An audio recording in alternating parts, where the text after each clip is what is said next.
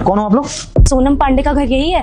हाँ, सोनम पांडे का तो घर ही है, पर आप कौन हो? मैं सोनम की दोस्त हूँ। गांव में साथ पढ़ाई किए थे हम दोनों। हमसे पैदल चलकर आए हैं। एक बार मिलवा दीजिएगा। ठीक है, आइए। सोनम को बुला दीजिए एक बार। बताइए क्या काम है सोनम? नहीं, आप उसी को बुला दीजिए। 1 साल होने को आया है, हम अपने दोस्त से मिले भी नहीं है। अब बुला दीजिए, हम उसी से बात कर लेंगे। आप लोगों की फोन पे बात नहीं होती है कभी? जी, हमारे पास फोन नहीं है, इसलिए नहीं होती। और सोनम का फोन नंबर भी नहीं है हमारे पास। अच्छा, एक चीज मैं आपको बता दूं, सोनम तो घर गई है, अभी है नहीं वो यहाँ पे, मायके गई है अपने। आप अच्छा। बताइए कुछ काम है अगर तो? नहीं, कोई काम नहीं है। चलो सोनू, फिर चलते हैं। नमस्कार जी। अब बैठिए। तो क्या हो गया, परेशान लग रहे हैं आप लोग? कौन है आपके? ये हमारे भाई हैं। अच्छा, कोई दिक्कत है? बातें सोनम से करने आए थे हम। कोई बात नहीं, जब वो गांव से आ जाएगी आप हमें बता दीजिएगा, हम फिर आ जाएंगे। मैं फोन पे बात करा दूं आपका? जी नहीं, ये बातें फोन पर करने वाली नहीं है। कोई बात नहीं, हम दोबारा आ जाएंगे उनसे मिलने। चलो सोनू। सुनिए मेरी बात, आप सोनम के दोस्त हैं, आप हमें पहचानते हो? जी नहीं, ये पता था कि सोनम की शादी बहुत अच्छे इंसान से हुई है, और हमें पता था कि इस मोहल्ले में कहीं सोनम का घर है। वहाँ से पैदल चलकर आए हैं ना, तो बाहर ही थक के बैठ गए। नहीं पता था कि सोनम का घर कौन सा है। सुबह से लोगों से पूछ रहे हैं, अभी थक हार के इसलिए बैठ गए थे। कोई उम्मीद नहीं थी, हम तो वापस गांव लौट जाते। लेकिन खुशकिस्मती से हम सोनम के घर के बाहर ही बैठे थे और आप हमें मिल गए। सोनम हमारी ही वाइफ है, अभी तो है नहीं। हमें कुछ समझ में नहीं आ रहा है, हम कैसे बात करें, आपको कैसे मिलाएं। अभी आ भी नहीं सकती है ना? नमस्ते जी। नमस्ते। दरअसल हमें पता नहीं था आप सोनम के हस्बैंड हैं। देखिए, अगर आप सोनम की दोस्त हैं तो हमारे भी दोस्त हुए। अगर कोई बात है तो आप हमें बता दीजिए। आप उनसे बात करना नहीं चाहते तो हम कॉल करके उनको बता देंगे। आप बताइए। दरअसल सोनम और मैं एक समय पर गांव में साथ एक ही विद्यालय में पढ़ते थे, और हमारी 10वीं पास हुई। उसके बाद ही घर वालों ने जबरदस्ती हमारी शादी करवा दी।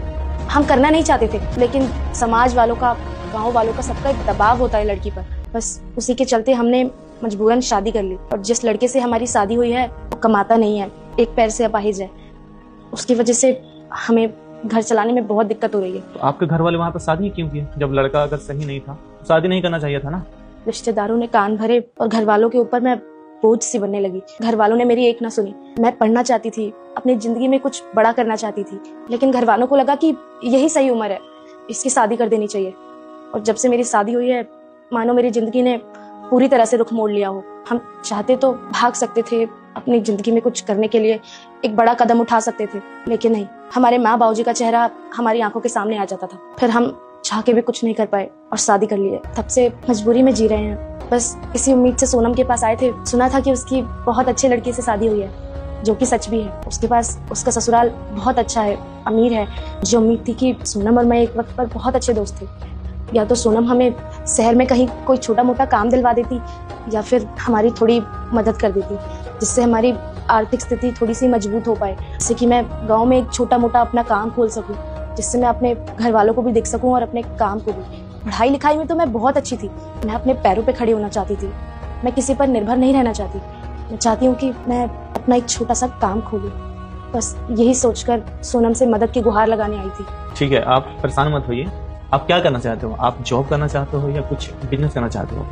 देखिए, मैं तो ये चाहती हूँ कि मैं अपना एक बुटीक खोल लूँ, क्योंकि गांव में दूर दूर तक कोई सिलाई सेंटर नहीं है। लोगों को कपड़े सिलवाने दूर शहर जाना पड़ता है, काफ़ी पैसा भी लग जाता है।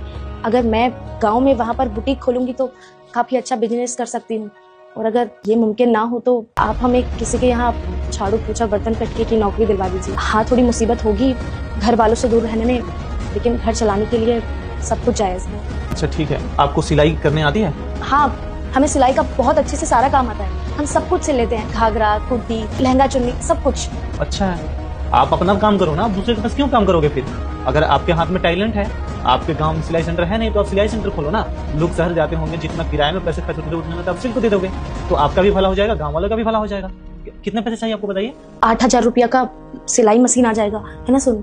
और घर तो हमारे पास है ही, बाकी बुटीक के लिए सामान खरीदना है तो सिलाई का बुकरम, मशीन, धागा, सुई, सब मिलाकर रुपए कुल पे दे दीजिए, हम उसी में सब कर लेंगे। 15,000 में हो जाएगा आपका?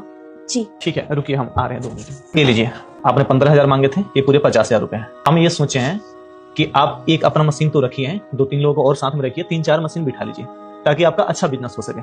समझ रहे हो? आप पूरे गाँव का तो लोड आप अकेले ले नहीं सकते हो, तो जो अच्छे अच्छे लोग वहाँ पे सिलाई करते होंगे उनको आप सैलरी पर रख लेना, 50,000 में आपका मैनेज भी हो जाएगा। 2-3 मशीन लगा लेना आप, आपके लिए आसान हो जाएगा। 50,000 रुपए का मदद बहुत ज्यादा है। हम ये पैसे आपको थोड़े समय के अंदर नहीं लौटा पाएंगे। आप 15,000 रुपए की ही मदद कर दीजिए। कोई बात नहीं, हमारे पास है पैसे, रखे हुए हैं, पड़े हुए हैं, आपके काम में आ जाएगा। आप अगर सोनम के दोस्त हैं तो आप ये बातें मत बोलो, हमें खुद बुरा लगेगा। आप मानते हो ना सोनम आपकी दोस्त है, तो आप समझो आपकी दोस्त ही आपकी मदद कर रही है ना। सोनम तो बहुत अच्छी है, लेकिन आज पता चला सोनम की शादी उससे भी अच्छे इंसान के साथ हुई है। अरे कोई बात नहीं, हम इंसान के काम नहीं आएंगे तो कौन आएगा।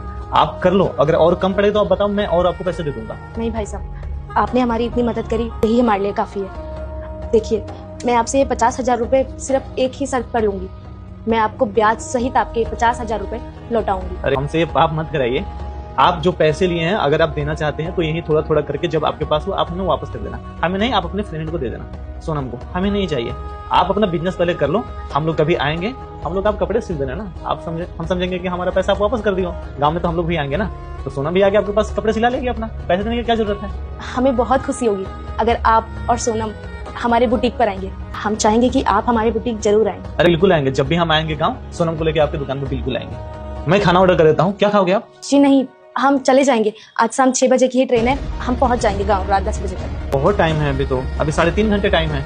आप आराम से रुको, मैं खाना ऑर्डर करता हूँ, आप खाना खा लो, आपको खुद स्टेशन मैं छोड़ के आऊंगा, ठीक है? सच भाई साहब, सच में बहुत अच्छे इंसान है, आपका बहुत बहुत शुक्रिया। अरे कोई बात नहीं, बैठिए, मैं ऑर्डर करता हूँ खाना, ठीक है?